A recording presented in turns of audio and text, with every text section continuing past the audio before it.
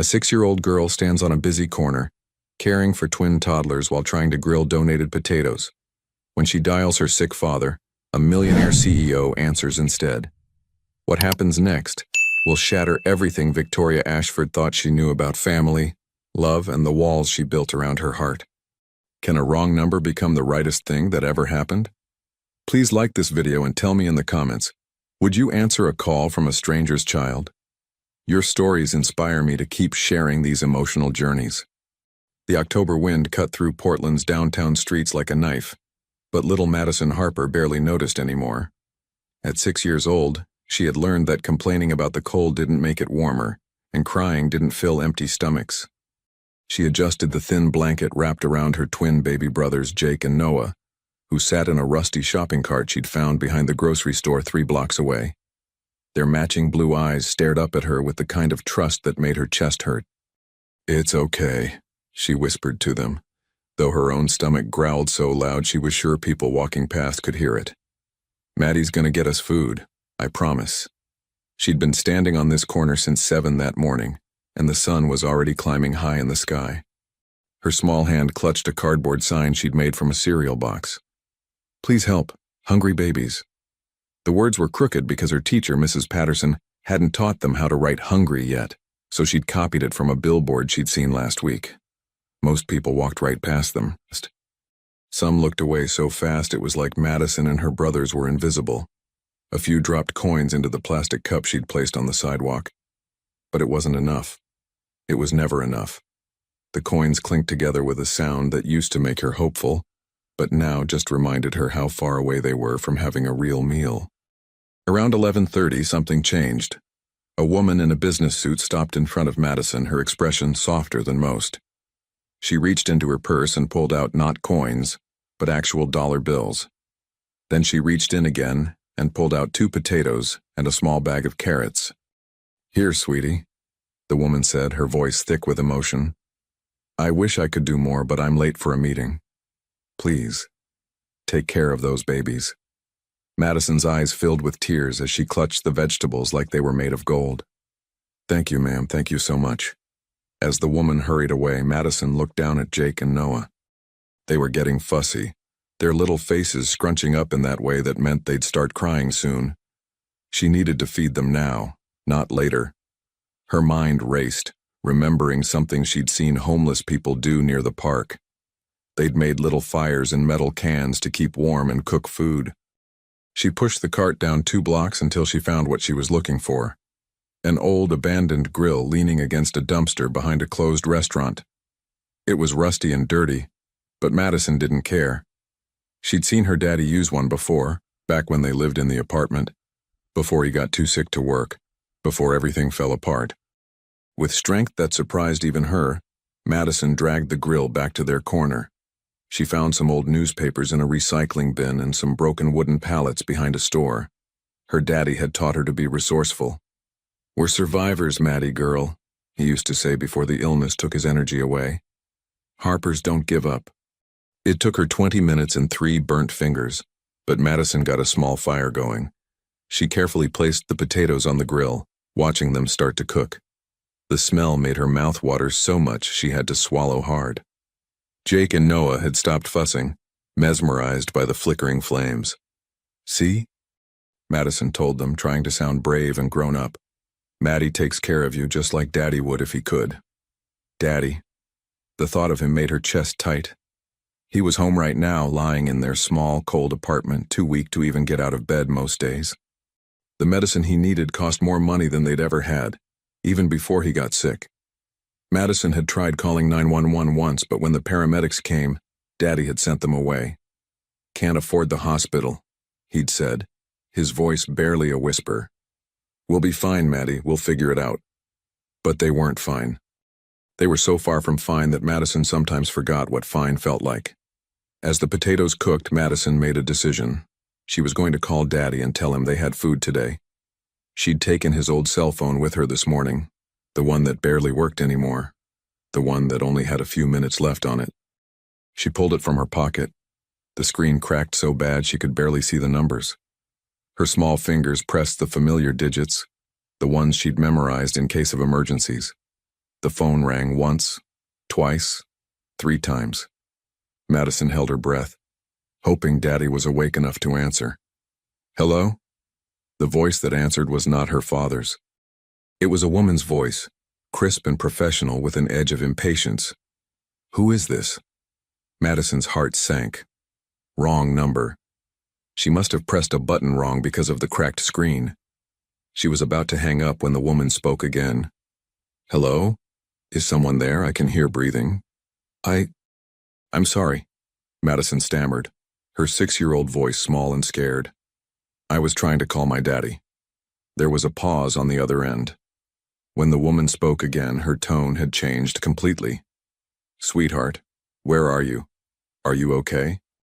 Madison looked at her brothers, at the grill with the cooking potatoes, at the busy street where nobody saw them. Suddenly, all the fear and exhaustion and hunger she'd been holding back crashed over her like a wave.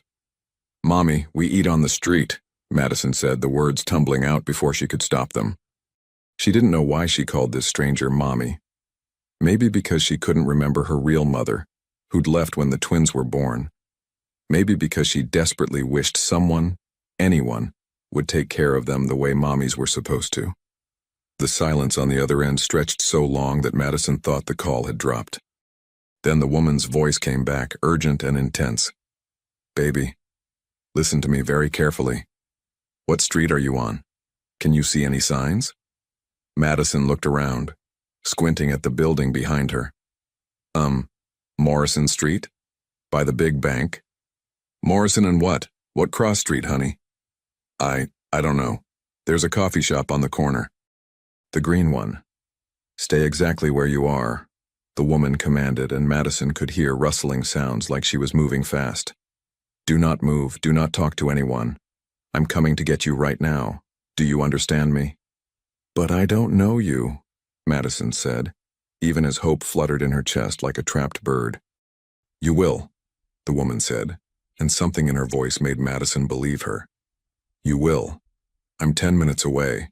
Stay on the line with me, okay? Tell me your name. Madison Harper. But everyone calls me Maddie. Maddie. That's a beautiful name. I'm Victoria. Victoria Ashford.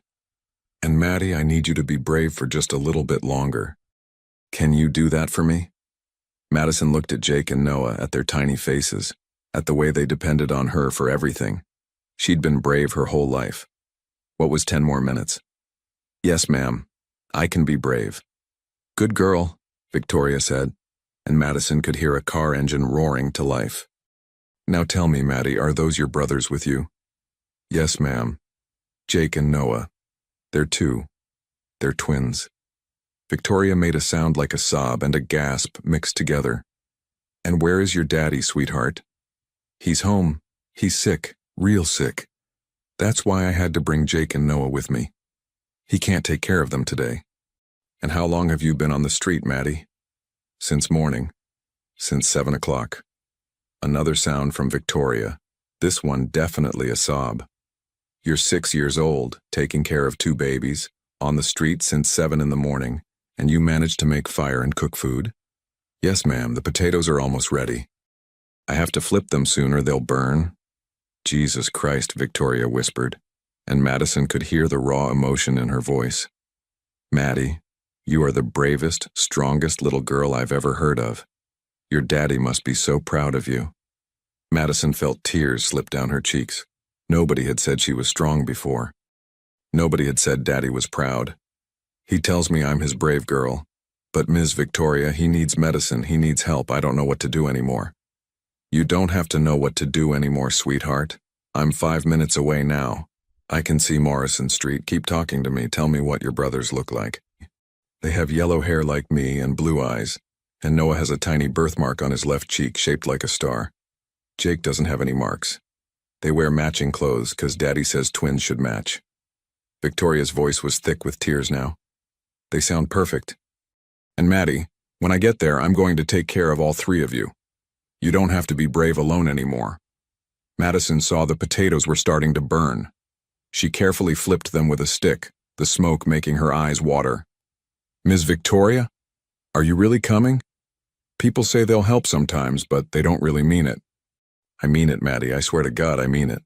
I'm 2 minutes away. Do you see a black Mercedes coming down the street?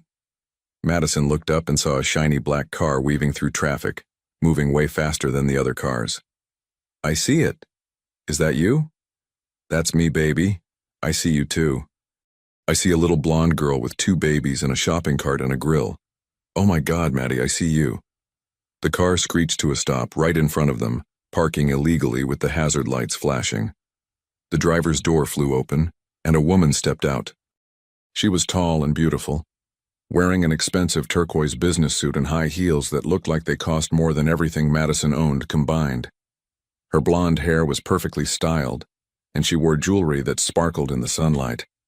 But what struck Madison most was the expression on the woman's face. It wasn't pity or disgust or the uncomfortable guilt that most people showed. It was pure, fierce determination mixed with heartbreak. Victoria Ashford crossed the sidewalk in 3 long strides and dropped to her knees in front of Madison, not caring that her expensive suit was touching the dirty concrete. She reached out and cupped Madison's small, dirty face in her hands. "Hi, Maddie," she said, her voice breaking. "I'm here now. You're safe." And for the first time in months, maybe years, Madison Harper believed that someone was actually going to help them. She fell into Victoria's arms and finally let herself cry. Victoria Ashford had faced hostile corporate takeovers, cutthroat business negotiations, and boardrooms full of men who wanted to see her fail. She'd built her tech company, Ashford Innovations, from a garage startup to a $2 billion empire through pure determination and refusing to show weakness. At 38 years old, she was known as the Ice Queen of Portland's business district, a woman who never let emotions interfere with decisions. But none of that had prepared her for the sight of Madison Harper. As she held the sobbing 6-year-old girl, Victoria felt something crack open inside her chest, something she'd kept locked away for years. The child was so small, so thin, her clothes dirty and torn. Her little hands were covered in burns from the fire, and her face was smudged with soot and tears. Behind her, the 2 baby boys watched with enormous blue eyes, silent in a way that no 2-year-old should be silent. "It's okay, baby," Victoria murmured, stroking Madison's tangled blonde hair. "It's okay now. I've got you." She pulled back just enough to look at the child's face. "Maddie, listen to me. We need to get you and your brother somewhere safe and warm. Then we're going to get your daddy the help he needs. Can you tell me your address?" Madison hiccuped, wiping her nose on her sleeve. "It's 847 Riverside Apartments, Building C, Apartment 203. But Ms. Victoria, it's not very nice. And Daddy's going to be upset that I bothered a stranger." "You didn't bother me, sweetheart. You saved me from a very boring afternoon." Victoria managed a smile, even as her heart shattered into a million pieces. She looked at the makeshift grill, at the half-cooked potatoes, at the shopping cart that served as the twins' transportation. "These potatoes look almost done. Should we bring them with us?" Madison's face lit up with desperate hope. "Can we? I promised Jake and Noah that we'd eat today. We're absolutely bringing them. And Maddie, I promise you something right now. You and your brothers will never go hungry again. Do you believe me?" Madison studied Victoria's face with eyes that had seen too much for 6 years.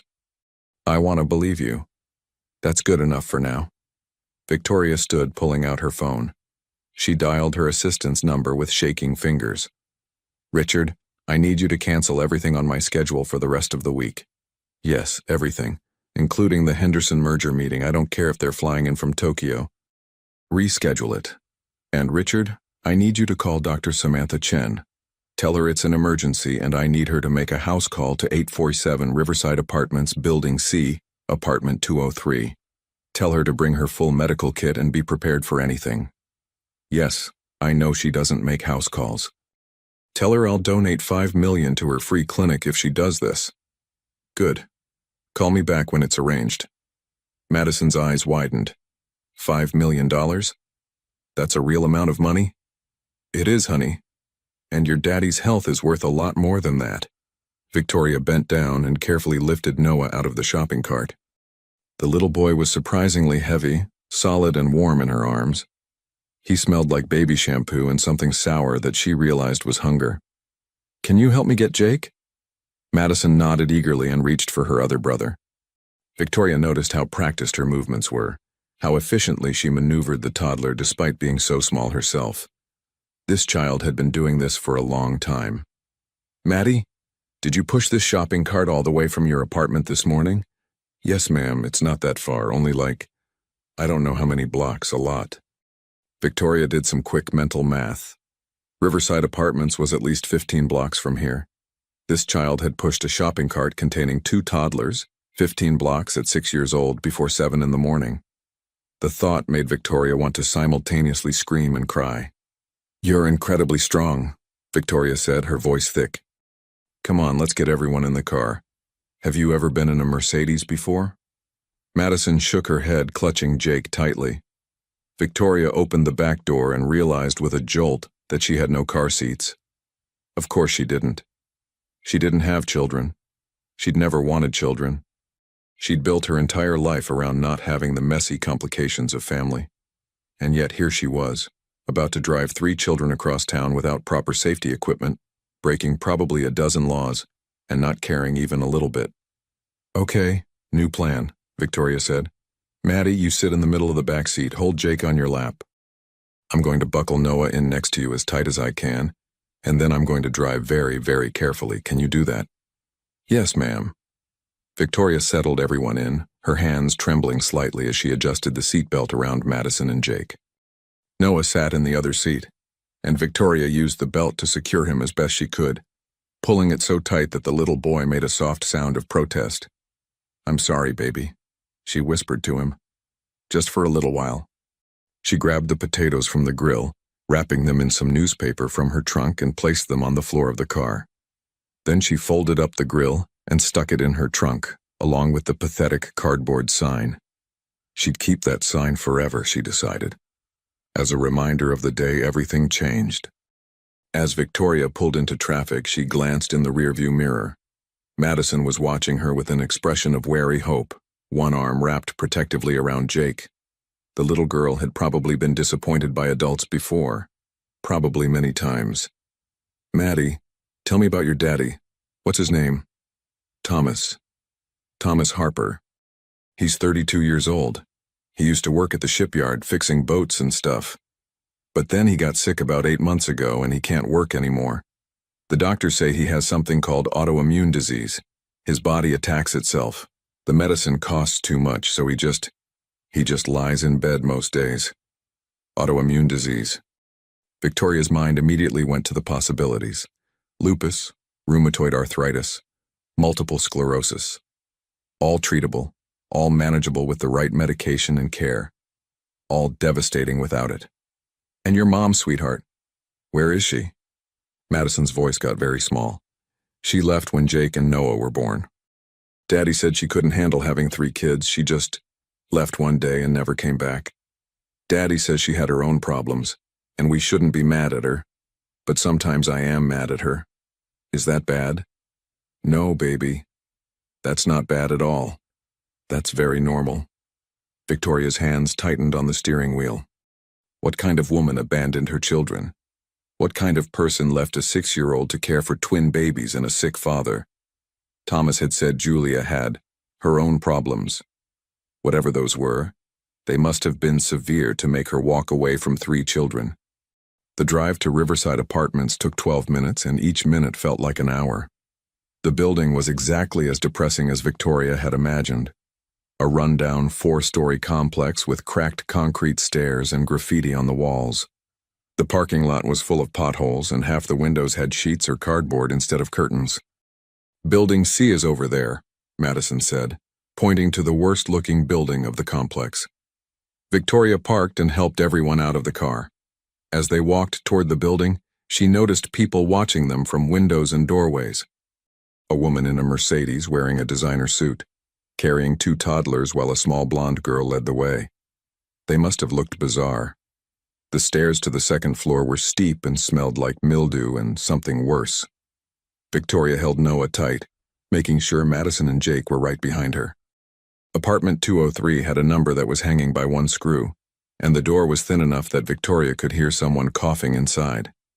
"Maddie, does your daddy know you took the boys out this morning?" Madison looked down at her feet. No, ma'am. He was sleeping when we left. He sleeps a lot now because of the medicine he has. I left him a note, but I don't think he can read it yet. My writing's not very good. Your writing is perfect, Victoria said firmly. Now, should we knock, or do you have a key? Madison pulled a key on a string from around her neck. Her small hands fumbled with the lock for a moment before Victoria gently took it and opened the door. The apartment was dark, the curtains drawn tight against the afternoon sun. It smelled like sickness and poverty and desperation. The furniture was old and broken, and there was barely any food visible in the tiny kitchen area. But despite everything, the place was relatively clean. Someone had tried to maintain dignity here. Daddy? Madison called out softly. Daddy, we're home, and I brought someone to help us. A man's voice, rough and weak, came from the bedroom. Maddie? Baby, where were you? I've been so worried. I tried to call the phone, but... He appeared in the doorway, and Victoria's breath caught in her throat.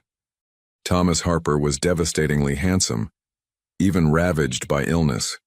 He was tall, probably 6'2", with dark hair that was too long and unkempt. His gray eyes were sunken with exhaustion and pain, but they were striking, intelligent, haunted.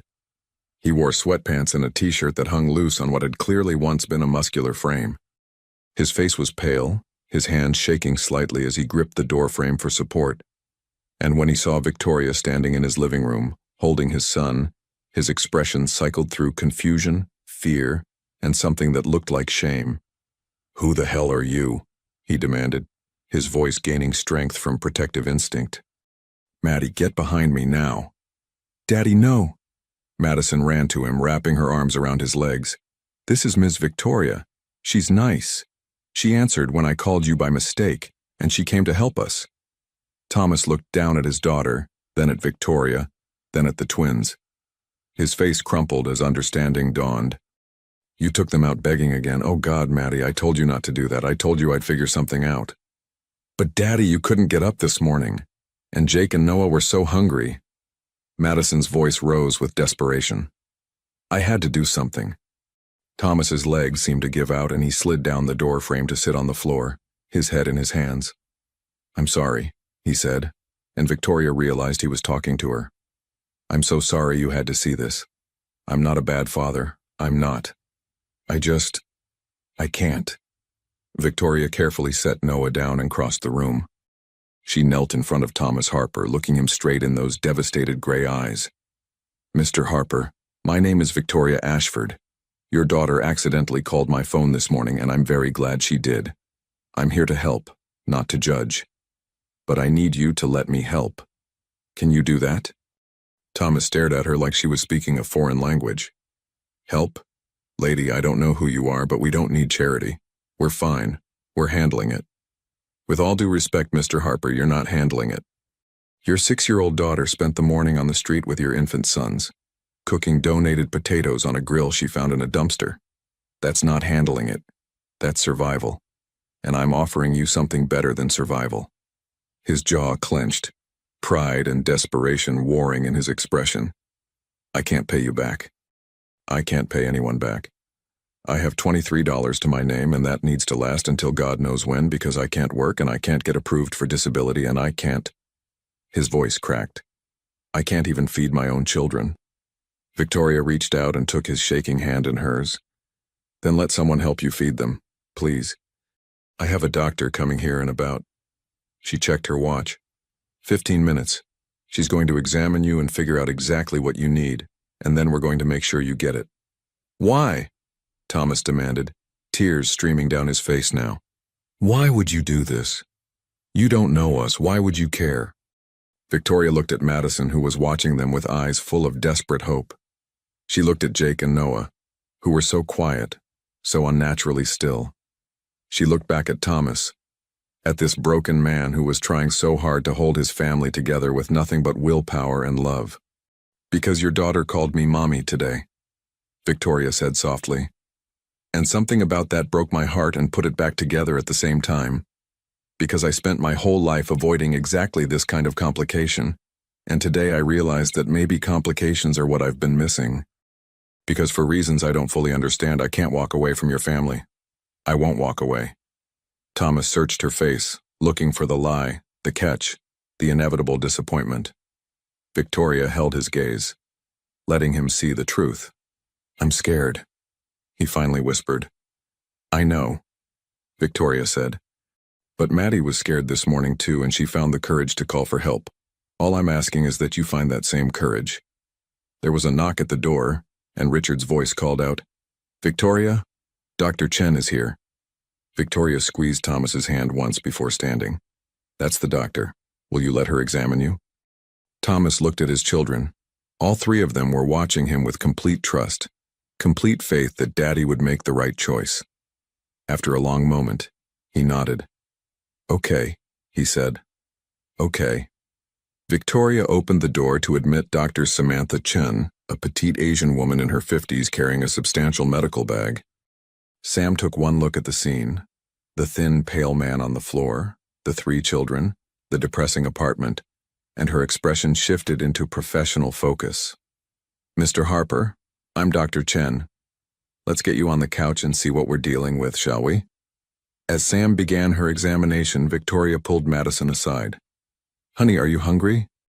Those potatoes must be cool enough to eat now.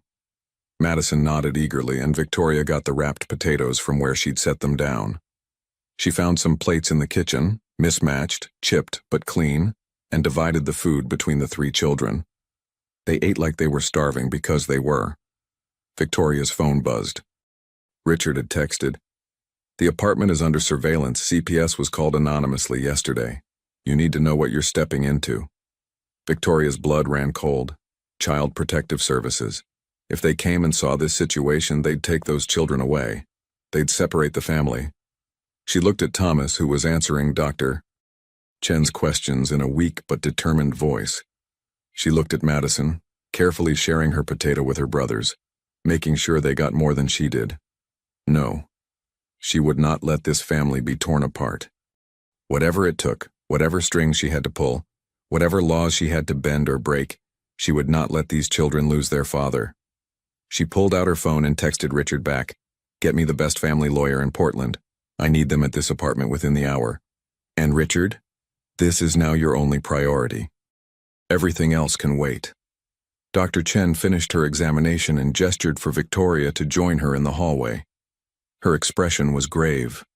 He has systemic lupus erythematosus, severe case.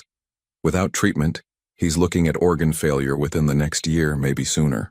The good news is that it's very treatable.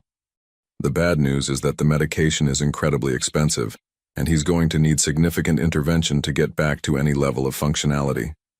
Victoria frowned. What about Medicaid? A family with 3 children and no income should qualify automatically. Sam's expression darkened. He applied 6 weeks ago, still waiting for approval. The problem is his income from last quarter, when he was still working, disqualified him initially. He appealed, provided proof that he lost his job due to illness, but the bureaucracy moves slowly. Meanwhile, he's been deteriorating. It's a nightmare I see too often, people who fall through the cracks because the system isn't designed for rapid decline. That's insane. That's America's healthcare system.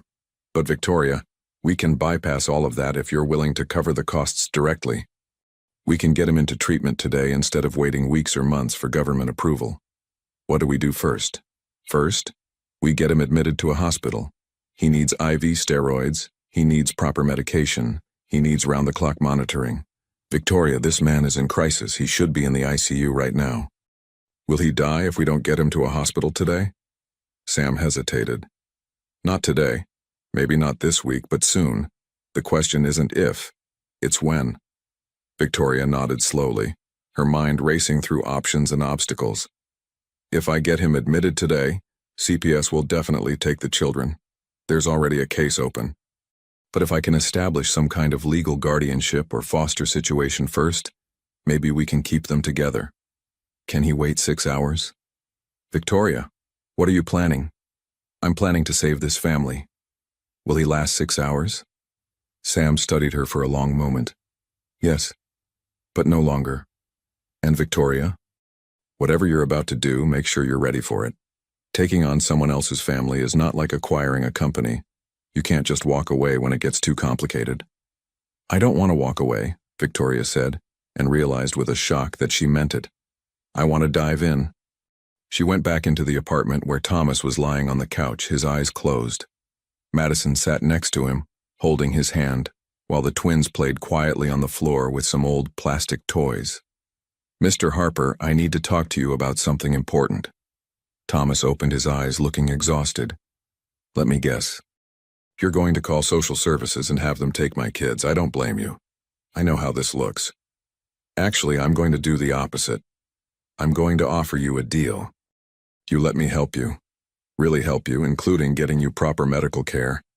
And in return, I'm going to ask for temporary guardianship of your children while you're in treatment. Not adoption, not permanent. Just long enough to make sure that CPS doesn't separate your family while you're getting better. Thomas sat up so fast he swayed with dizziness. You want my kids? I want to protect your kids. There's a difference. Mr. Harper, there's already a CPS case open.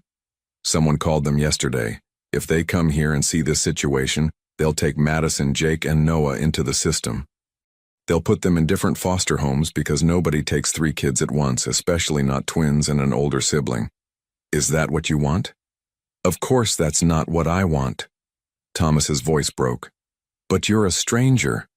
Why would I give you my children? Because I can keep them together. Because I can make sure they're fed and safe and cared for. Because I can fight CPS with lawyers and money and resources that you don't have. And because, Mr. Harper, your daughter already trusts me. Look at her. They both turned to Madison, who was watching the conversation with serious eyes. Daddy, I like Miss Victoria.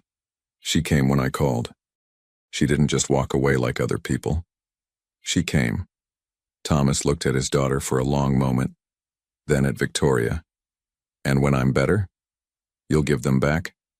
The moment you're healthy and stable, we'll transition them back to your care. I'll put it in writing. I'll have lawyers draft an agreement that protects your rights. But Thomas, can I call you Thomas? We need to do this now. Today. Before CPS shows up and makes this decision for us. There was a knock at the door. Victoria opened it to find a tall black woman in a sharp suit, carrying a briefcase. Victoria Ashford, I'm Jennifer Matthews, family law attorney. Your assistant said you had an urgent situation. That's putting it mildly. Come in, Jennifer, we have work to do. For the next 2 hours, Jennifer Matthews worked legal magic. She drafted temporary guardianship papers, emergency medical consent forms, and a detailed agreement outlining Thomas's parental rights and the conditions for reunification. Thomas read every word, asked 100 questions, and signed with shaking hands. You're sure about this? He asked Victoria one final time. You're really going to take care of them? I'm going to take care of all of you, Victoria promised. That includes making sure you get the treatment you need. As the sun began to set, an ambulance arrived to take Thomas to Providence Medical Center, where Victoria had pulled strings to get him admitted immediately. Madison clung to her father, crying so hard she could barely breathe. I don't want you to go, Daddy. Please don't leave us. Baby girl, I have to get better so I can take care of you again, Thomas said, his own face wet with tears. And Miss Victoria is going to take care of you while I'm gone. Can you be brave for me? I'm tired of being brave, Madison sobbed. I know, sweetheart, I know, but just a little bit longer. And Maddie, thank you for calling for help. You saved us. You saved all of us. As the paramedics wheeled Thomas out, he caught Victoria's hand. Please, he whispered. Please don't let me down. They're everything to me. Everything. I won't, Victoria promised. I swear to God I won't. And as she watched the ambulance drive away, 3 children now in her care, Victoria Ashford realized that her carefully controlled, perfectly planned, emotionally distant life was completely and irrevocably over. The question was, why did that thought make her feel more alive than she had in years? Victoria's penthouse apartment in the Pearl District had 16-foot ceilings, floor-to-ceiling windows overlooking the Willamette River, and roughly 4,000 square feet of meticulously designed living space. It had been featured in Architectural Digest twice. It was, by anyone's measure, spectacular. It was also completely inappropriate for 3 children. As Victoria carried Noah through the front door, with Madison holding Jake's hand behind her, she looked at her home through new eyes. Sharp corners everywhere, glass coffee table, white carpets. Absolutely nothing child-proofed or child-friendly. Holy cow, Madison breathed, her eyes wide as saucers. Ms. Victoria, do you live in a palace? It's just an apartment, honey. A very adult apartment. We're going to need to make some changes. She set Noah down, watching nervously as the little boy immediately toddled toward the glass coffee table. Madison intercepted him with practiced ease, picking him up and redirecting him toward the couch. Maddie, have you had dinner? We had the potatoes, remember? Victoria checked her watch. That was 5 hours ago. I meant real dinner, like with multiple food groups. Madison's confused expression told Victoria everything she needed to know about what constituted real dinner in the Harper household. She pulled out her phone and called Richard again. I need groceries delivered to my apartment. No, not my usual order. I need. She paused, realizing she had no idea what children ate. I need whatever kids eat. Milk, juice boxes, goldfish crackers, chicken nuggets, vegetables that aren't scary, fruit that's pre-cut. And I need it within 30 minutes. Also, send someone to buy 3 car seats, 1 for a 6-year-old and 2 for 2-year-olds. And clothes. I'll text you sizes. She looked at Madison. Honey, what size do you wear? I don't know. My clothes are from the donation center. Victoria's heart clenched. Okay, Richard, send a range of sizes for a 6-year-old girl and twin 2-year-old boys. Nice clothes, comfortable clothes, pajamas, everything. And toys, age-appropriate toys, and do I need a crib? Do 2-year-olds still use cribs? Ms. Victoria, Jake and Noah sleep in a bed now, Madison offered helpfully. We all sleep in the same bed, actually. To keep warm. Okay, scratch the cribs. Richard, I need 2 toddler beds delivered and assembled tonight. Yes, tonight. And safety gates, corner protectors, outlet covers, whatever child-proofing equipment exists. Hire people if you need to. Just make it happen. She hung up and turned to find Madison watching her, with an expression of awe, mixed with worry. Ms. Victoria, you don't have to buy us stuff. We don't need much. Victoria knelt down to Madison's level. Sweetie, you need everything, and I want to give it to you, is that okay? Madison bit her lip, tears welling up. Why are you being so nice to us? Because you deserve nice. All 3 of you. Victoria pulled the little girl into a hug, feeling how thin she was, how fragile. Now, let's get you guys cleaned up before dinner arrives. Do you think Jake and Noah would like a bath? They love baths, but we haven't had hot water in a while. The landlord turned it off. Of course he did. Victoria added Sue Madison's former landlord into oblivion to her mental to-do list. She led the children to her master bathroom, which had a huge soaking tub that would work perfectly for the twins. As she ran the water, making sure it was the right temperature, Madison helped undress her brothers. Victoria was shocked by how thin they were, their little ribs showing through their pale skin. Noah had a rash on his bottom that looked painful, and Jake had bruises on his knees from crawling on hard floors. Okay, boys, in you go, Victoria said with forced cheerfulness.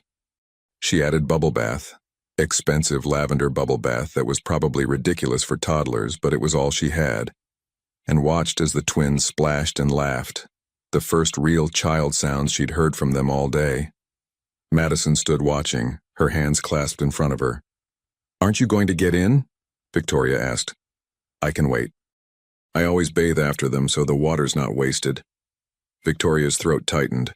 This child had been living like she was in a survival situation for so long that she didn't know any other way. Maddie, honey, we have unlimited hot water here. After the boys are done, you get your own bath. A long one with bubbles and everything. Okay? Really? My own bath? Your own bath. While the twins played, Victoria texted Richard again. I need a child psychologist specializing in trauma, and a pediatrician for a full checkup on all 3 kids. Schedule for tomorrow. Richard responded immediately. Victoria, are you sure about this? This is a massive commitment. Victoria looked at Madison, who was now kneeling by the tub, making sure her brothers didn't slip. Always the little mother. She looked at Jake and Noah, laughing as they played with bubbles, probably the happiest they'd been in months. She texted back, "I've never been more sure of anything." Getting the twins dried, diapered, with diapers from the emergency supplies Richard had sent, and dressed in some of Victoria's t-shirts, which hung on them like dresses, was a comedy of errors. Noah kept trying to escape, naked and giggling, while Jake sat perfectly still, watching Victoria with serious eyes that seemed too old for his face. "Jake doesn't talk much," Madison explained as Victoria finally got him dressed. "The doctor said he might just be a late talker, but Noah talks enough for both of them." As if on cue, Noah pointed at Victoria and said clearly, "Mama?" Victoria froze. Madison quickly corrected him. "No, Noah, that's Ms. Victoria, not Mama." But Noah shook his head stubbornly. "Mama, nice Mama." Victoria felt something crack open in her chest, something she'd kept sealed shut for so long she'd forgotten it was there. She pulled the little boy into her arms, breathing in the clean scent of him.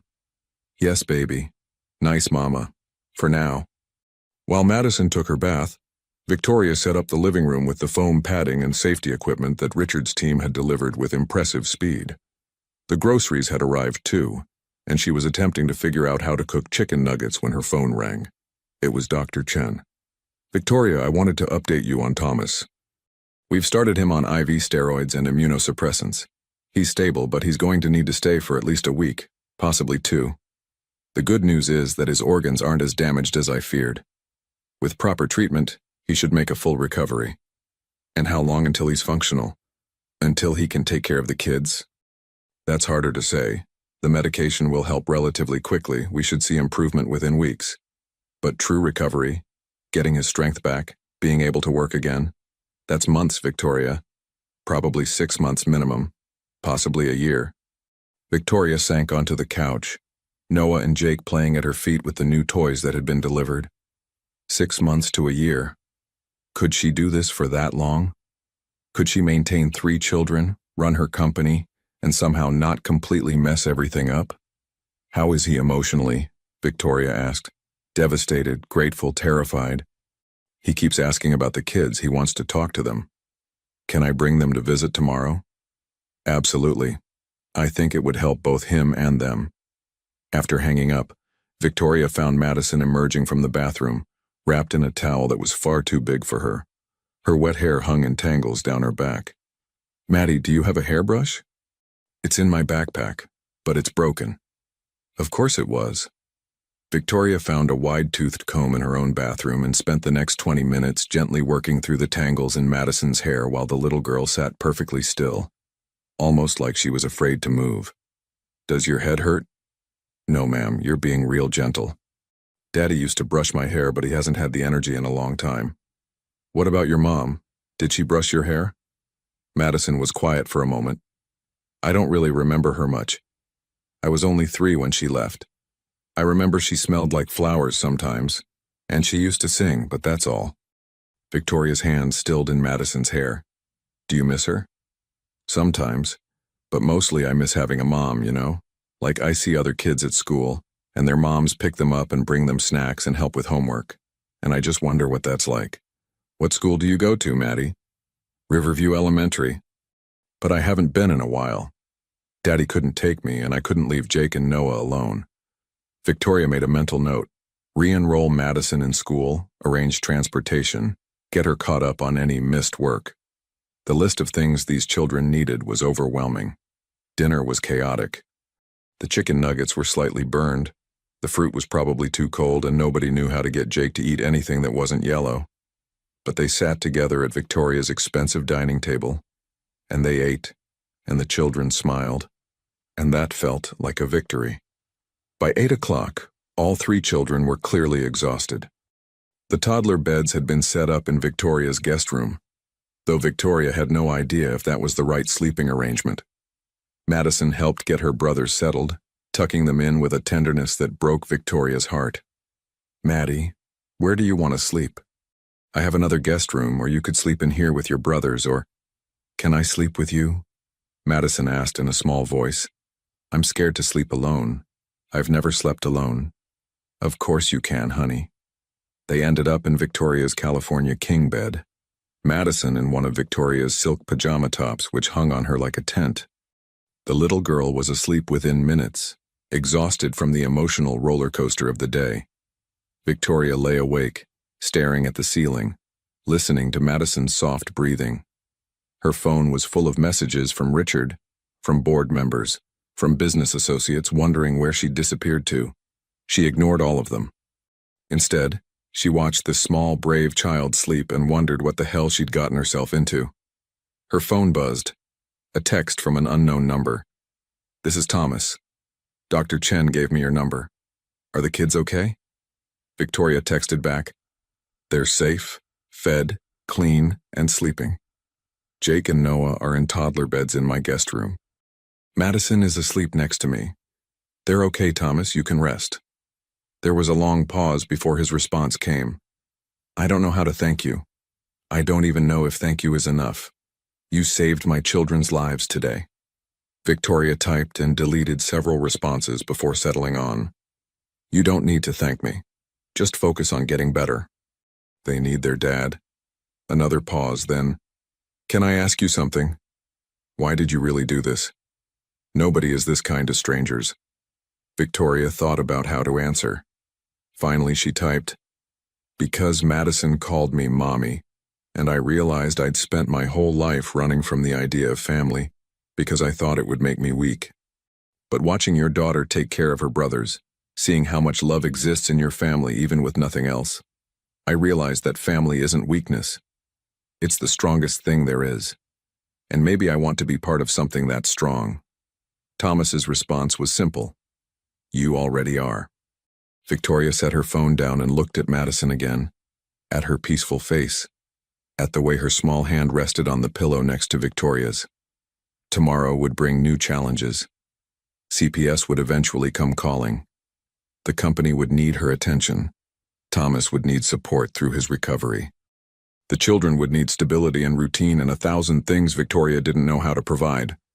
But tonight, 3 children were safe and warm and fed. Tonight, a man was getting the medical care he desperately needed. Tonight, a little girl who'd been forced to be brave for too long could finally just be a child. Victoria reached out and gently tucked a strand of blonde hair behind Madison's ear. The little girl shifted in her sleep, moving closer to Victoria's warmth. And Victoria Ashford, the ice queen of Portland, who'd sworn she'd never let anyone need her, found herself thinking that maybe being needed wasn't such a terrible thing after all. Maybe it was everything. Victoria woke to the sensation of someone staring at her. She opened her eyes to find Madison's face inches from her own, those serious blue eyes studying her intently. "Good morning," Victoria whispered, not wanting to wake the twins in the next room. "Ms. Victoria, I need to tell you something important." Madison's voice was grave, weighted with the kind of worry that no 6-year-old should carry. "I wet the bed last night. I'm really sorry. I know your sheets are fancy and I ruined them, and you're probably going to send us away now." Victoria sat up quickly, noticing the damp spot on the bed. Madison's face was red with shame, tears already forming in her eyes. "Oh, honey, no, that's okay. That happens sometimes, especially when you're stressed or scared. We'll just wash the sheets." "But they're expensive." "Everything here is expensive, and I messed it up." Victoria pulled Madison into her arms. "Maddie, listen to me. Sheets can be washed or replaced. You cannot be replaced. You're infinitely more valuable than any sheets, okay? This doesn't change anything." Madison sobbed into Victoria's shoulder. "I tried so hard not to. I'm sorry. I'm such a baby." "You're not a baby. You're a little girl who's been through something traumatic. It's completely normal." Victoria rubbed circles on Madison's back, remembering something Dr. Chen had mentioned yesterday about stress responses in children. "Tell you what. After breakfast, we'll go shopping and get you some special nighttime underwear, just to make you feel more comfortable. No big deal." "You mean pull-ups? Those are for babies." "I mean protection that helps you sleep better so you don't have to worry. Lots of kids use them when they're going through tough times." Madison pulled back, wiping her eyes. "You're not mad?" "Not even a little bit." Victoria smiled. "Now let's get these sheets in the wash and check on your brothers." Jake and Noah were awake and playing quietly in their toddler beds, a behavior that Victoria was starting to realize was unusual for 2-year-olds. Most toddlers would be crying or calling for attention. These boys had learned to be invisible, to not be a burden. "Good morning, my loves," Victoria said, entering the room. Noah's face lit up when he saw her, reaching his arms up. "Mama!" Jake remained quiet, watching her with those two serious eyes. Victoria lifted both boys, one on each hip, and carried them to the kitchen. Madison followed, helping without being asked, already anticipating what needed to be done.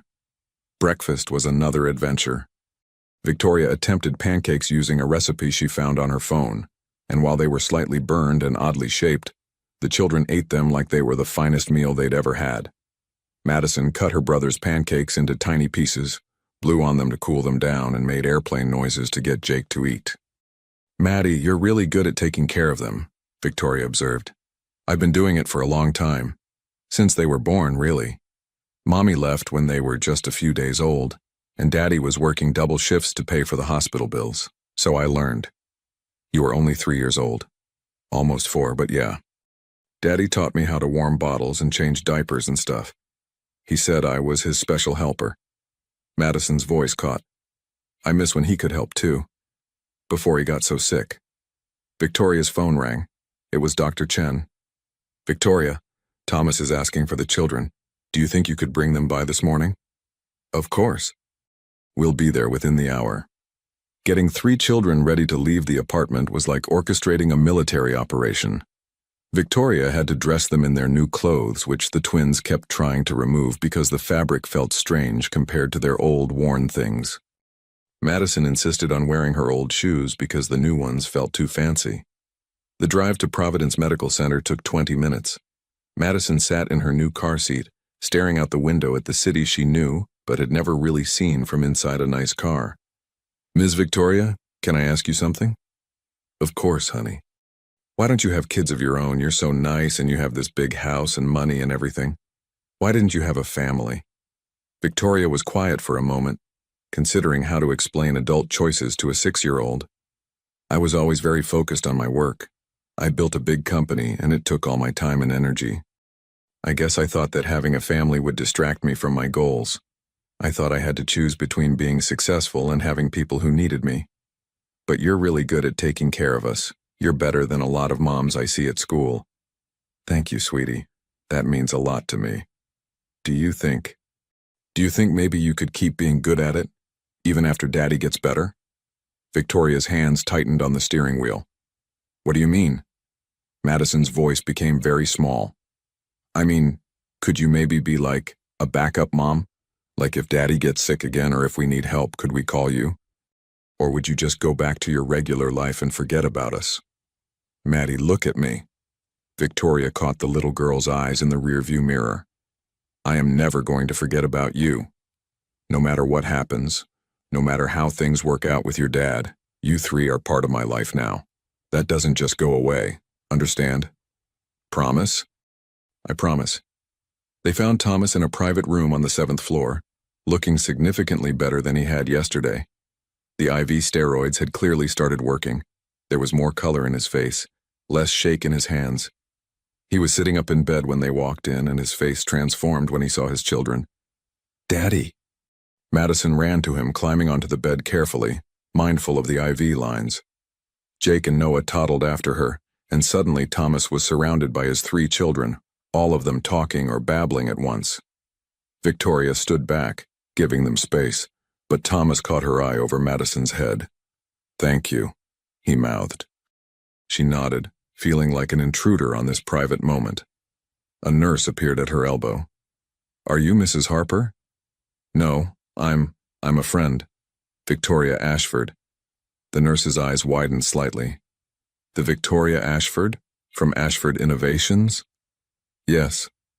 My husband works for your company. You're a legend." The nurse glanced at the family on the bed. "I have to say I didn't expect to see you here. This is very kind."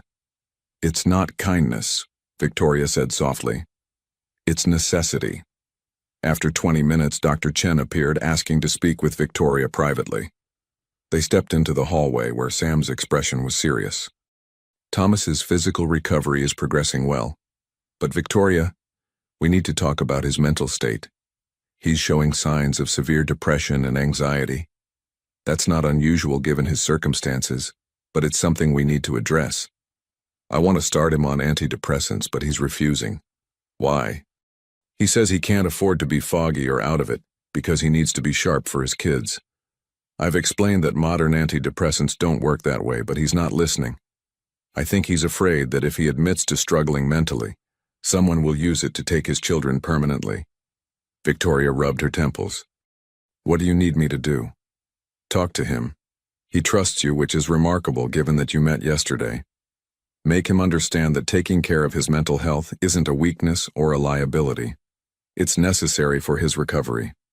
Victoria returned to the room, where Madison was showing Thomas a drawing she'd made that morning. A picture of their family with a new addition, a tall blonde woman standing next to Thomas, holding hands with all of them.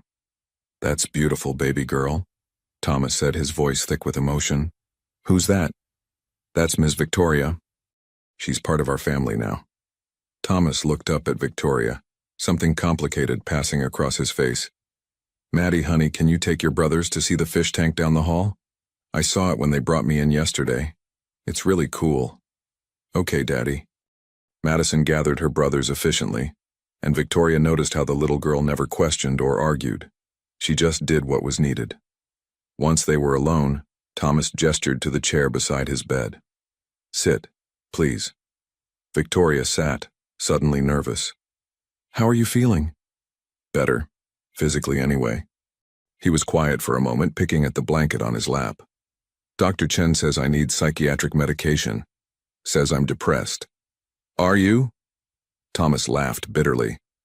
"I've been homeless, watching my children starve, unable to do anything about it while my body destroyed itself from the inside. What do you think?" "I think depression is a normal response to an abnormal situation. I think taking medication to help you through this is smart, not weak." "Easy for you to say. You're not the one who might lose custody because some social worker decides you're mentally unstable." "Thomas, look at me." Victoria leaned forward. "I have lawyers, good lawyers, who are already building a case to prevent exactly that. But you need to help me help you. If you don't address the depression, it will slow your physical recovery. The two are connected."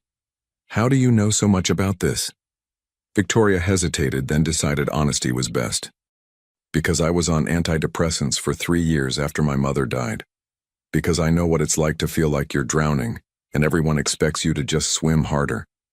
Because I'm not some privileged person who's never struggled, Thomas. I've just struggled differently than you have." Thomas studied her face, looking for lies. "You really took antidepressants?" "Sertraline, 50 milligrams, then eventually 100. It saved my life." "Did it make you feel weird? Out of control?" "For the first 2 weeks, yeah, a little. But then I just felt like myself again. Like the fog lifted and I could think clearly for the first time in months." Thomas was quiet, absorbing this. "Your kids are lucky to have you. They're your kids. For now. But Victoria, let's be honest about what's happening here. You're the one feeding them, bathing them, putting them to bed. You're the one showing up. That makes you their mom in every way that matters. I'm not trying to replace you. I know. But what if?" He stopped, struggling with the words. "What if they're better off with you? What if I get better and they still want you instead of me?" "Thomas, that's not how love works. Children don't have a limited capacity for it. They can love both of us, and honestly," Victoria smiled sadly, "they need both of us. You're their father. No one can replace that. But maybe they need a mother figure too. Maybe we can both be in their lives in different ways. Like a co-parenting situation? Maybe. We can figure it out as we go." Thomas looked at her for a long moment, and Victoria saw something shift in his expression. Recognition, maybe, or hope.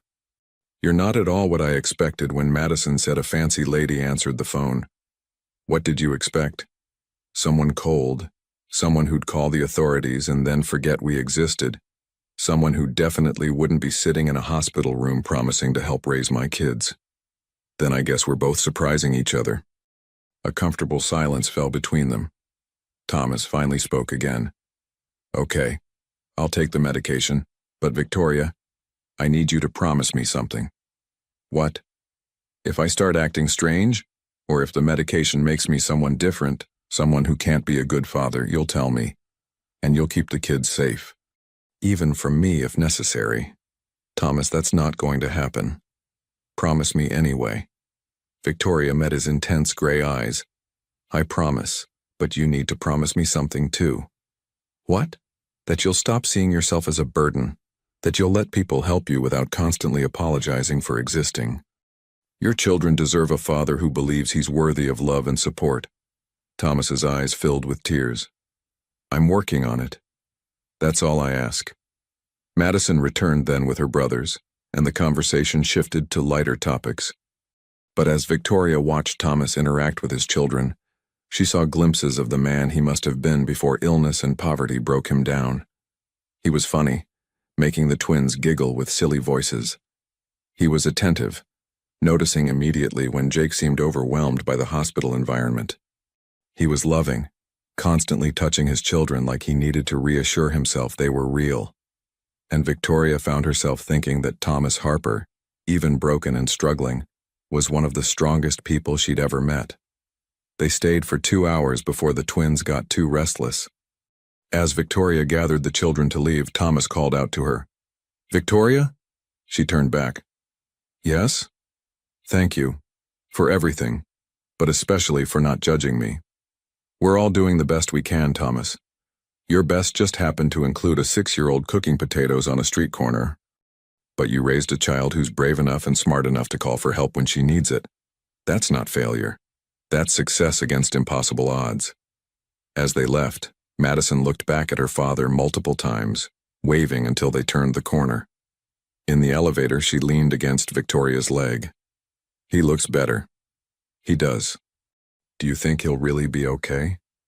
"I think he's going to fight really hard to get back to you guys, and I think we're going to help him do it. Ms. Victoria, I'm glad I called the wrong number." Victoria stroked Madison's hair. "Me too, sweetheart, me too." The rest of the day was a whirlwind. Victoria took the children to a pediatrician Dr. Chen recommended, where all three were examined thoroughly. Madison was underweight and anemic, but otherwise healthy. The twins both had ear infections and developmental delays from malnutrition, but nothing that couldn't be treated. The doctor, a kind older woman named Dr. Patricia Warren, pulled Victoria aside. "These children have been through significant neglect. Not intentional neglect, I can tell their father loves them, but neglect nonetheless.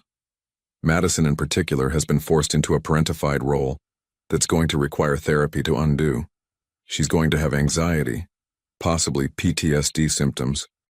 The bedwetting you mentioned is likely stress-related and may continue for months. What do I do? Love them, provide consistency, get them into therapy. And most importantly, let Madison be a child again. She's been an adult for 3 years. She needs to remember how to play, how to be carefree, how to not be responsible for everyone's survival." That afternoon, Victoria did something she hadn't done in 15 years. She took time off work. She called Richard and told him to reschedule everything for the next 2 weeks. Then she took the children to a park. Madison didn't know how to play on the playground equipment.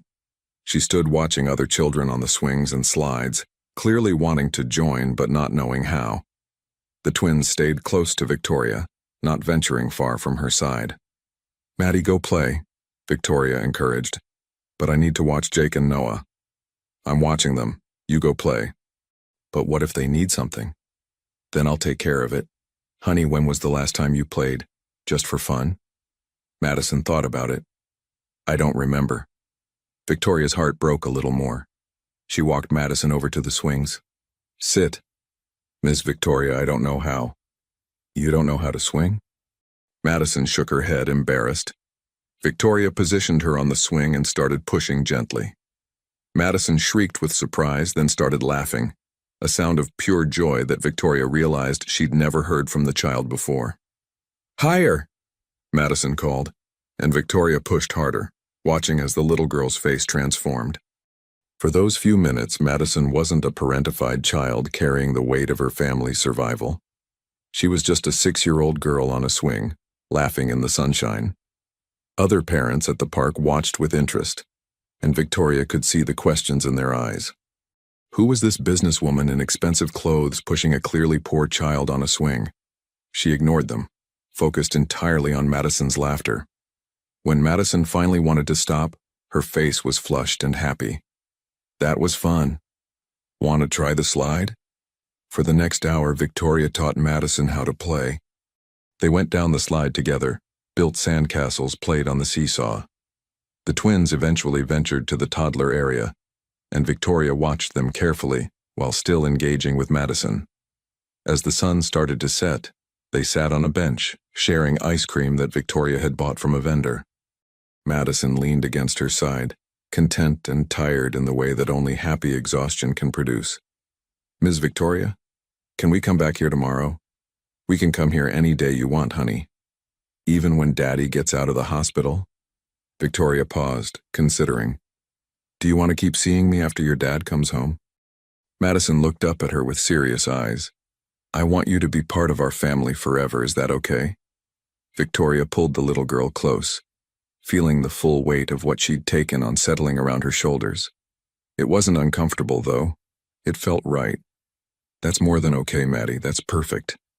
As they walked back to the car, Victoria's phone buzzed with what must have been the 50th message from work. She ignored it.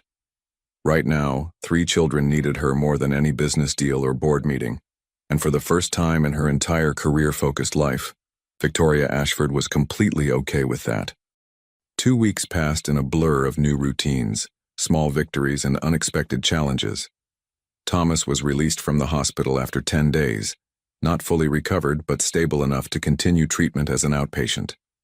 Victoria had made a decision that surprised everyone, including herself. She'd rented a house in the suburbs, a 4-bedroom craftsman with a yard and a porch swing and everything a family might need. "You're keeping them," Richard had said when she'd told him about the house. "You're actually doing this."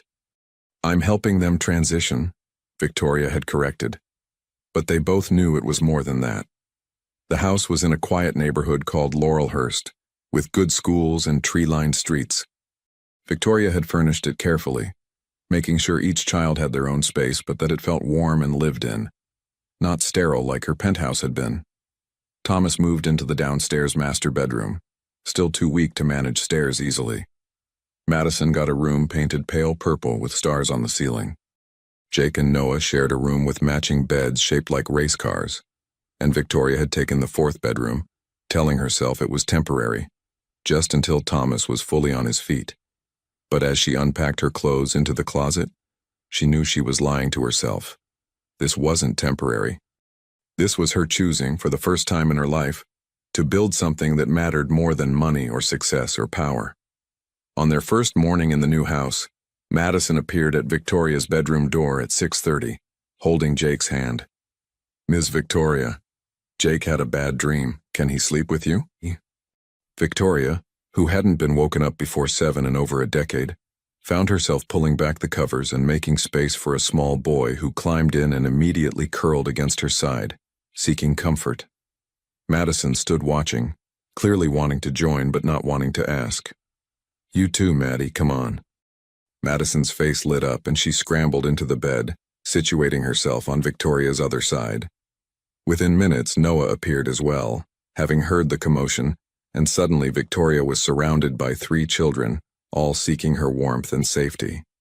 Thomas found them like that an hour later, when he came upstairs slowly, using the railing for support. He stood in the doorway, taking in the scene. Victoria in silk pajamas, her carefully maintained appearance disheveled with sleep. 3 children sprawled across her like puppies. "They've never done that with anyone but me," Thomas said softly. Victoria looked up, suddenly self-conscious. "I hope that's okay. They just sort of migrated in." "It's more than okay." Thomas's voice was rough with emotion. "It's good. They should have someone else they can trust like that." He sat carefully on the edge of the bed, and Victoria noticed how much better he looked than 2 weeks ago. The steroids and immunosuppressants were working. He'd gained back some weight and there was color in his face again. He was still thin, still weak, but he was no longer the ghost of a man she'd first met. "How are you feeling today?" Victoria asked. "Better, different. The antidepressants are helping, I think. Or maybe it's just knowing my kids are safe and fed and sleeping in beds instead of—" He stopped, his jaw clenching. "Instead of pushing a shopping cart down Morrison Street?" "Yeah, that." They sat in comfortable silence for a moment, both watching the sleeping children. Finally, Thomas spoke again. "Victoria, we need to talk about something." "Okay." "CPS called yesterday. They want to do a home visit next week." Victoria's stomach dropped. "What did they say?" "They want to inspect the living conditions, interview the kids separately, interview me. They want to make sure the situation is appropriate." Thomas looked at her. "They specifically asked about you. About who you are, what your relationship is to the family, why a single woman with no prior connection to us is suddenly living with us and supporting us financially." "What did you tell them?" "The truth. That you saved us. That you're helping me get back on my feet, that the kids love you." He paused. "But Victoria, they're going to look for inappropriate dynamics. They're going to ask questions about whether there's anything romantic or sexual happening between us. They're going to want to know if this is some kind of savior complex, or if you're exploiting us somehow." Victoria felt heat rise to her face. "I would never—" "I know. But they don't know. And the problem is—" Thomas stopped, looking uncomfortable. "What?" "The problem is that I think I'm developing feelings for you. Real feelings. And I don't know if that's because you saved my family, or because I'm grateful, or because I'm actually attracted to you as a person. But whatever it is, if CPS picks up on it, they're going to see it as a red flag. A vulnerable man, a wealthy woman, children in the middle. It looks bad." Victoria's heart was pounding. "You have feelings for me?" Thomas laughed shakily. "Victoria, you're beautiful, smart, kind, and you love my children. How could I not? But that's not the point. The point is we need to be careful. We need to present the right image to CPS or they'll take the kids." "What does the right image look like?" "Separate households, clear boundaries, you as a family friend who's helping out temporarily, not as someone who lives here." "But I do live here. I know. And that's the problem." Madison stirred between them, her eyes opening. "Why are you guys talking about CPS? Are they going to take us away?" Thomas immediately softened, reaching over to stroke his daughter's hair. "No, baby girl. We're just planning for their visit, making sure everything goes smoothly. But Ms. Victoria's staying, right? She's not leaving?" Thomas and Victoria exchanged glances. "We're figuring it out, sweetheart," Victoria said. Madison sat up, suddenly wide awake and angry in a way Victoria had never seen from her. "No, you promised. You said you weren't going to leave us. You said we were family." "Maddie, calm down." "I won't calm down. Everyone always leaves. Mommy left and Daddy got sick and now you're going to leave too. You're just like everyone else." Tears streamed down Madison's face, and her voice rose to a shout that woke the twins, who immediately started crying. Thomas tried to reach for her, but Madison scrambled off the bed, backing toward the door. "I knew it was too good to be true. I knew you'd leave when it got hard." "Madison Harper, that is enough," Victoria said firmly, getting out of bed and crossing to the little girl. She knelt down to Madison's level, taking her shoulders gently but firmly. "Look at me, look at me." Madison's tear-filled eyes met hers. "I am not leaving you. Do you understand me? I am not your mother. I don't run away when things get difficult. But what I need you to understand is that sometimes we have to do things differently to protect the family. Sometimes that means I might need to have a different address on paper even if I'm here every day. Does that make sense? But why? Why can't you just stay? Because there are people whose job is to make sure children are safe, and sometimes they have rules that don't quite fit our situation. So we have to show them what they need to see so that we can keep this family together. But Maddie, listen to me. Keeping this family together is my #1 priority. Even if it means I have to bend some rules or play some games or maintain an apartment I barely use, I'm not going anywhere." Madison threw herself into Victoria's arms, sobbing. Promise. Promise me. I promise, baby, I promise. Thomas watched this exchange with an expression Victoria couldn't quite read. When Madison finally calmed down, he spoke quietly. She's right to be scared. Every adult in her life except me has let her down. Then we make sure we don't let her down, Victoria said firmly. The next few days were spent preparing for the CPS visit. Victoria moved some of her things back to her penthouse, making it look lived in.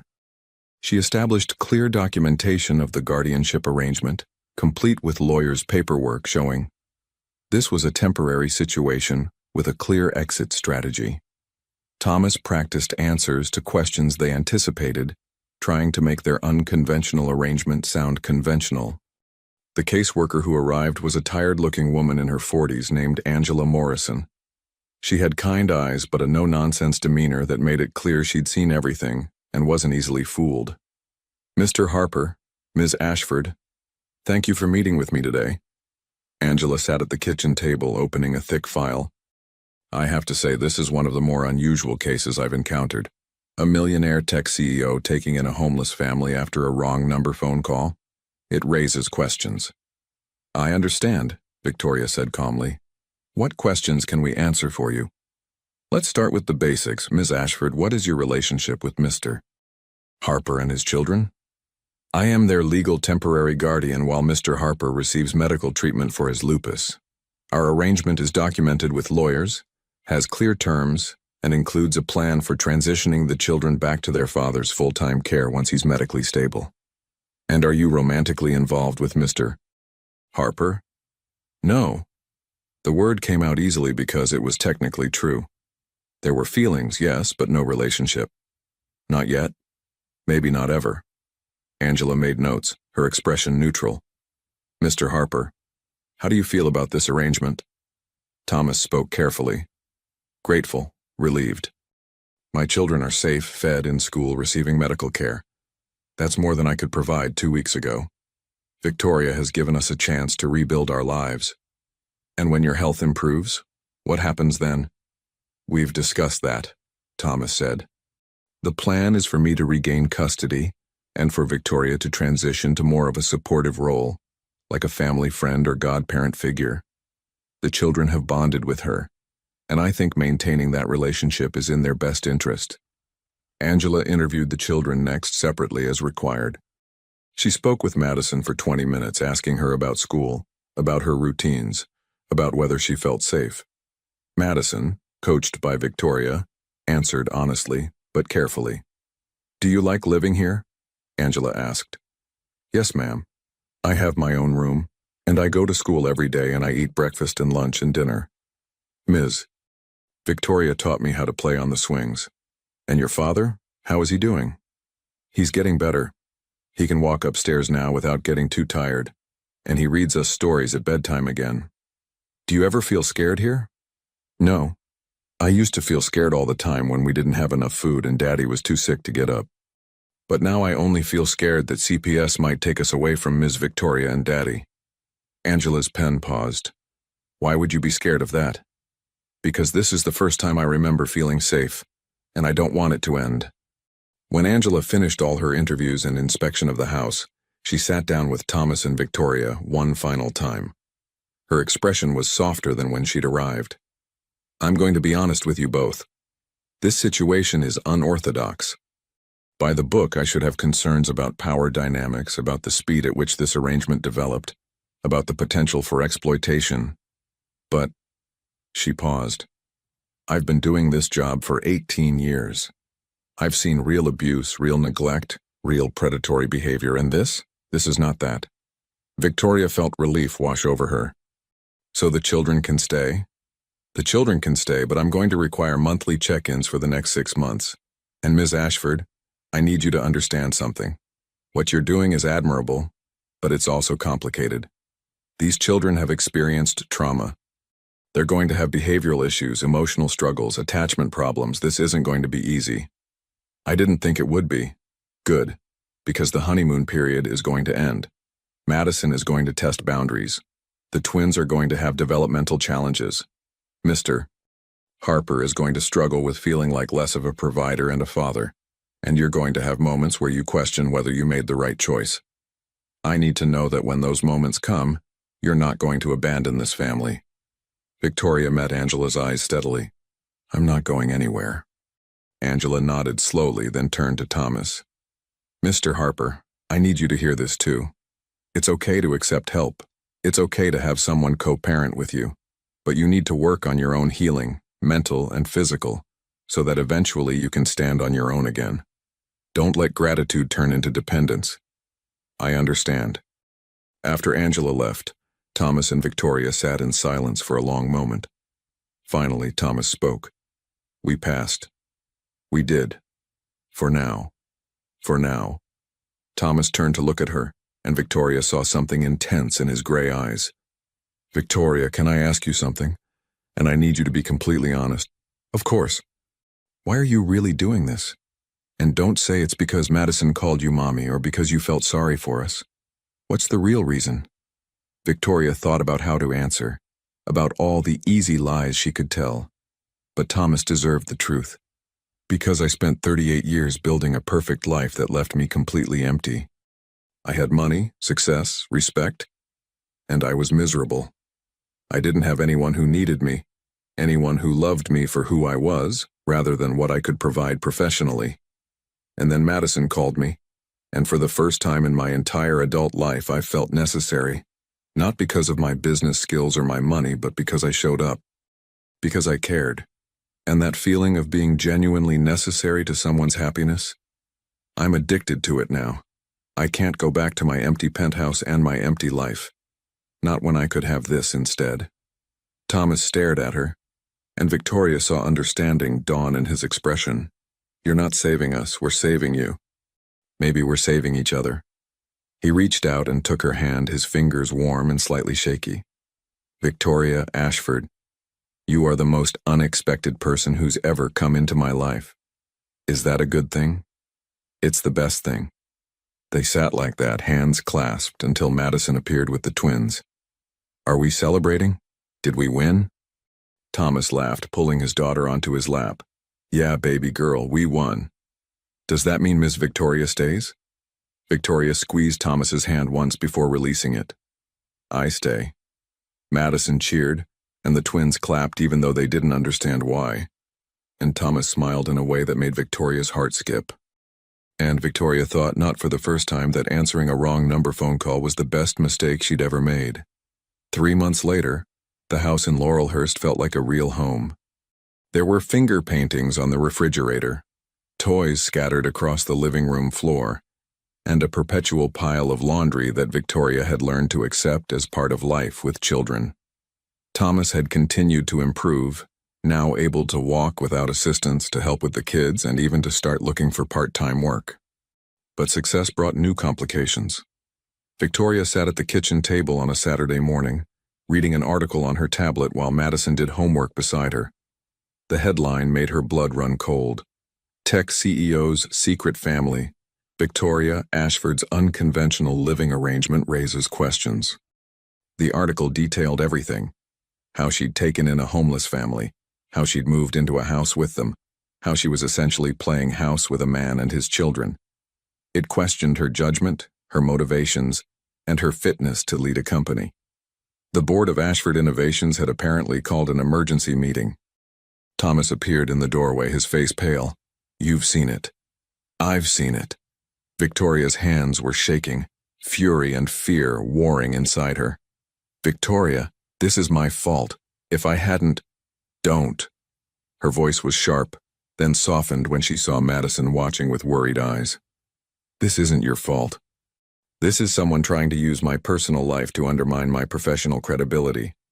What are you going to do? Victoria stood, her mind already racing through options. I'm going to fight. Richard, I need you to call every board member. Emergency meeting at my office in 2 hours. The drive into the city was tense. Victoria had called her lawyer, her PR team, and 3 board members she knew would support her. But she also knew that some of the board had been looking for an excuse to push her out, to replace her with someone more traditionally stable. The boardroom at Ashford Innovations was on the 30th floor, with floor-to-ceiling windows overlooking the city. Normally, Victoria loved this room, the way it made her feel powerful and in control. Today, it felt like enemy territory. 12 board members sat around the massive conference table. James Henderson, the oldest member and her biggest opponent, spoke first. Victoria, we need to discuss this article and what it means for the company. What it means? Victoria remained standing, projecting confidence even as her stomach churned. It means someone is trying to weaponize my personal life. The question is whether this board is going to let them succeed. It's not about weaponizing anything, James said smoothly. It's about judgment. You took in a homeless family after a wrong number. You're living with them, playing mother to children who aren't yours, potentially entering into a romantic relationship with a man who was destitute weeks ago. How does that look to our investors? To our clients? It looks like I'm a human being with empathy. What would you have me do, James? Ignore 3 children in crisis? Send them back to the streets? We're not suggesting that. We're suggesting that perhaps you're too distracted by this situation to effectively lead the company. The board has discussed appointing a temporary CEO while you take a leave of absence to sort out your personal life. Victoria's blood boiled. A temporary CEO? Or a permanent replacement that you're calling temporary to soften the blow? Victoria, please sit down, said Margaret Chen, one of her allies. Let's discuss this rationally. Victoria sat, forcing herself to appear calm. Fine. Let's be rational. My performance metrics for the last 3 months are on the screen behind me. Richard, pull them up. Richard, who'd positioned himself by the presentation controls, brought up a series of graphs and charts. Victoria walked through them methodically. Revenue is up 17%. Our new AI division, which I've been spearheading, is ahead of schedule and under budget. Client satisfaction is at an all-time high. Employee retention has improved. So please explain to me how my personal life is negatively impacting my professional performance. James leaned forward. The issue isn't your current performance. It's the potential liability you've created. What happens if this arrangement falls apart? What if the father sues you? What if something inappropriate is alleged? I have lawyers, James, good ones. Every aspect of this situation is documented, legal, and above board. Thomas Harper has no grounds to sue me, nor any desire to. But the optics, Victoria interrupted, are that I'm a successful woman who made a compassionate choice. And if this board has a problem with that, then maybe I'm not the issue. Maybe you are. The room fell silent. Finally, Margaret spoke. Victoria, I think what James is trying to say, perhaps poorly, is that we're concerned about you. This is a lot to take on while running a multi-billion-dollar company. Are you sure you're not stretched too thin? Victoria sat back, considering. Margaret, do you have children? 3. And did anyone ever ask you if having 3 children made you too distracted to do your job? Margaret smiled slightly. Fair point. Look, Victoria continued, addressing the full board. I understand this is unconventional. I understand it raises questions. But I'm not asking for your approval of my personal life. I'm showing you that my personal life hasn't impacted my professional effectiveness. And if you choose to remove me based solely on the optics of helping a family in need, then this company's values aren't what I thought they were. James wasn't giving up. And what happens in 6 months when you've lost interest in playing house? When the novelty wears off and you remember that you have a company to run? Victoria stood, her voice cold. I'm going to pretend you didn't just suggest that my care for 3 traumatized children is a novelty hobby. But since we're asking hypothetical questions, James, let me ask you one. What happens if I decide that a board that questions my judgment, this fundamentally isn't a board I want to work with? What happens if I decide to take my expertise and start a competing company? The threat hung in the air. Victoria had enough money to self-fund a startup. She had enough industry connections to poach key employees. She could gut Ashford Innovations if she wanted to. James paled. Victoria, there's no need for threats. Then there's no need for a vote on my leadership. Is there? After a long pause, Margaret spoke. I move that we table this discussion indefinitely. Victoria has demonstrated that her personal choices haven't impacted her professional performance. Unless that changes, Her private life is her own business. All in favor? 8 hands went up, including some Victoria hadn't expected. James and 3 others abstained, but it was enough. Motion carries, Margaret said. Victoria remains CEO. This meeting is adjourned. As the board members filed out, Margaret pulled Victoria aside. You played that brilliantly, but Victoria, be careful. James isn't going to let this go.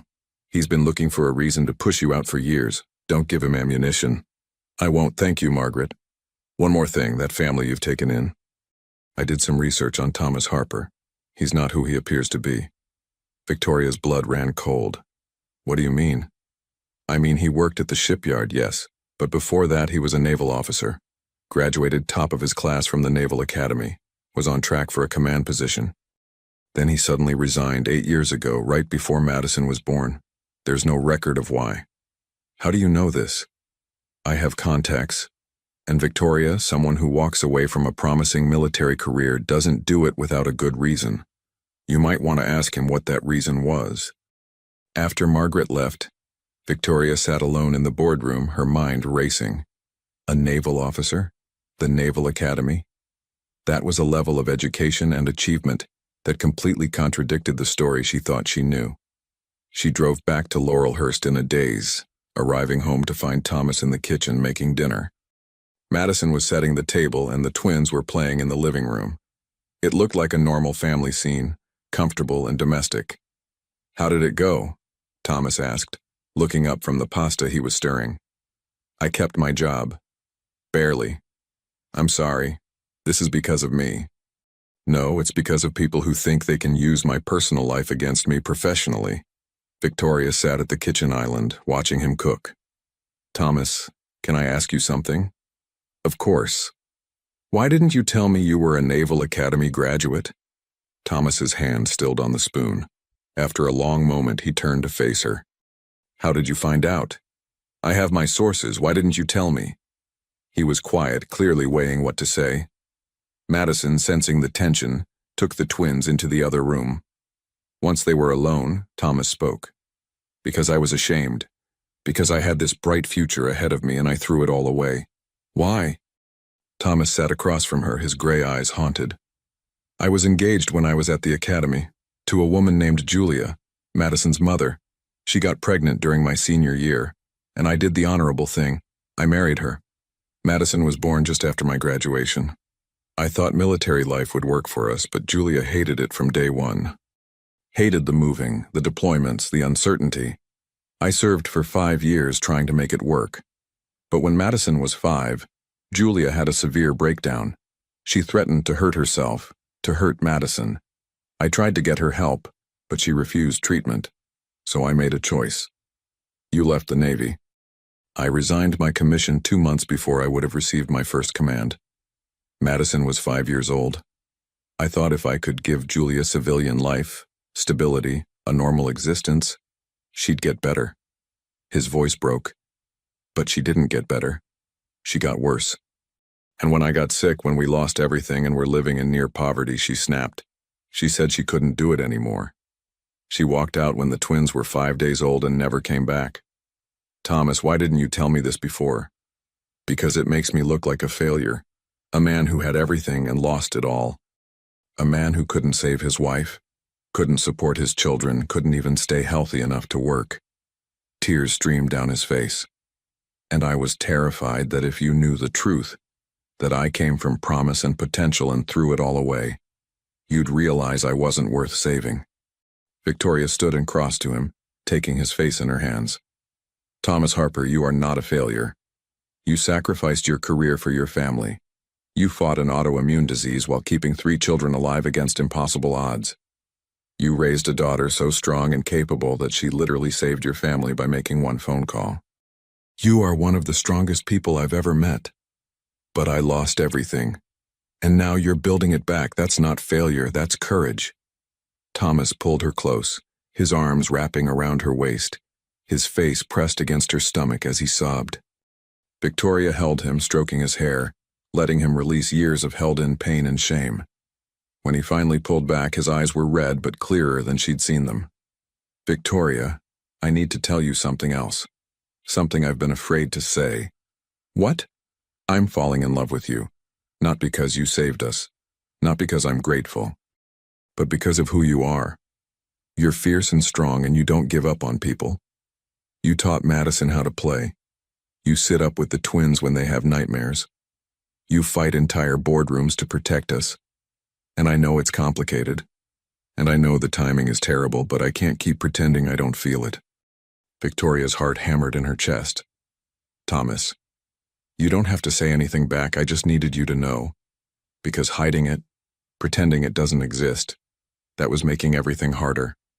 Victoria thought about all the reasons this was a bad idea. He was still technically her ward. There were power dynamics at play. His recovery was ongoing. The board was already suspicious. CPS would have concerns. There were 1,000 rational reasons to shut this down, but she was so tired of being rational. I'm falling for you too, she said softly, and it terrifies me, because I've never let anyone this close before. I've never been someone's partner, someone's co-parent. I've never had this much to lose. Thomas stood, closing the distance between them. Then maybe we figure it out together. Slowly, carefully, but honestly. What about the kids? The kids already think you're their mom in every way that matters. Making it official wouldn't change that. I'm not talking about making it official, Victoria said quickly. I'm talking about us figuring out what we are to each other before we involve them. Fair enough. They stood close, not quite touching, both aware of Madison watching from the doorway, even though she ducked back into the living room. We should be careful, Victoria said. We should, Thomas agreed. This could complicate everything. It could. We could lose everything we've built. We could. But neither of them moved away. And when Thomas finally leaned down and kissed her, soft and tentative and sweet, Victoria felt like she was falling and flying at the same time. They were interrupted by Madison's voice. Daddy, Ms. Victoria, are you kissing? They broke apart, both flushed. Madison stood in the doorway, her expression cautiously hopeful. Because if you are, that's okay. I think you should kiss. You like each other and you're nice together. Maddie, it's complicated, Thomas started.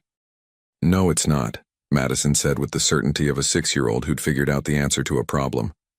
Ms. Victoria loves us, and you love Ms. Victoria, and we love both of you. That's not complicated. That's family. Victoria felt tears prick her eyes. Out of the mouths of babes. What does that mean? Madison asked. It means you're smarter than all the adults in this room combined, Victoria said, pulling the little girl into a hug. Thomas joined them, wrapping his arms around both of them, and suddenly the twins were there too, not wanting to be left out. They stood in the kitchen, this makeshift family, holding each other. So what happens now? Thomas asked. Victoria looked at him, at Madison, at Jake and Noah. She thought about the board meeting, about CPS, about all the complications that lay ahead. And she thought about how, for the first time in her life, she had people who needed her, not for what she could provide, but for who she was. Now? Victoria smiled. Now we figure it out together. One day at a time. Can we eat dinner first? Madison asked. I'm really hungry, and the pasta's getting cold. Thomas laughed, the sound free and genuine. Yeah, baby girl. We can eat dinner first. As they sat around the table, passing plates and sharing stories from their day, Victoria caught Thomas's eye. He smiled at her, a private smile full of promise and possibility. And Victoria realized that her life, her real life, the one that mattered, had started the moment Madison Harper had called a wrong number and asked for help. Everything before that had just been practice for this, for being part of something bigger than herself, for loving people who loved her back, for building a family not from blood or obligation, but from choice and commitment, and showing up every single day. 6 months ago, she'd been the ice queen of Portland, successful and empty. Now she was Ms. Victoria, Mama Victoria, the woman who'd answered a desperate call and found her purpose. And as she watched Madison help feed her brothers, as she felt Thomas's hand find hers under the table, as she heard the laughter and chatter of her chosen family, Victoria Ashford knew with absolute certainty that she'd finally found what she'd been searching for her entire life. She'd found home.